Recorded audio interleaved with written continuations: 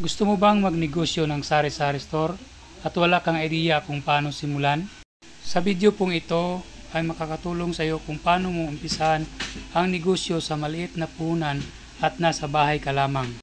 3 tips lamang po mga kasari ang ibabahagi ko para hindi ganong mahaba ang ating video.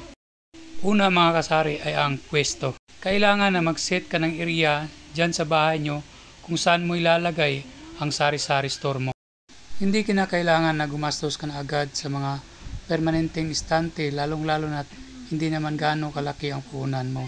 Simpleng sabitan lamang po mga kasari kagaya ng tire ay okay ng paglagyan ng mga planong paninda mo mga kasari.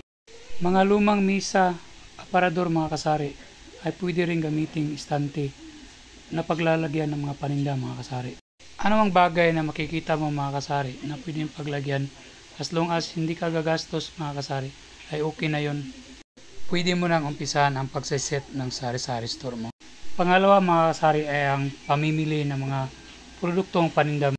Sa budget mong puhunan mga kasari ay kinakailangan na ikonsidera mong bilhin yung mga basic needs ng mga tao mga kasari. Tips po ng mga basihan ng basic needs mga kasari ay yung mismong sarili mo, mga anak mo, yung asawa mo. Ano ba ang ginagamit nila araw-araw mga kasari? Ano-anong mga produkto ang kinakailangan nila mga kasari? Simula umaga hanggang hapon mga kasari. At yun ang una mong bilhin mga kasari at para itinda. Example po ng mga basic products ay kape, sabon, shampoo, mga canned goods mga kasari. At kung kaya naman ng unang budget na puhunan mo mga kasari ang soft drinks ay kailangan mo rin itong i-stock mga kasari.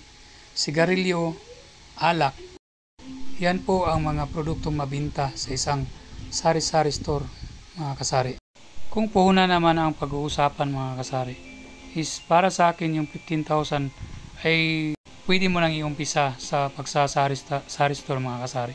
10,000 sa mga basic needs at pwede na yung 5,000 sa mga soft drinks.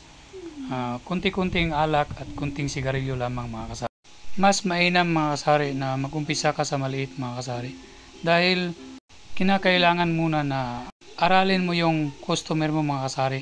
Kasi kapag nakapag-umpisa ka na, dyan mo malalaman mga kasari kung ano ang mga produktong ginagamit ng mga customer mo mga kasari. At kung naumpisahan mo sa maliit mga kasari is maliit na yung tsansa ng mga expiry products na mangyayari sa tindahan mo mga kasari. At hindi gaano kalaki ang lugi na mangyayari mga kasari. Kasi sa pag-uumpisa mga kasari, dyan talaga may apply natin ang trial and error mga kasari.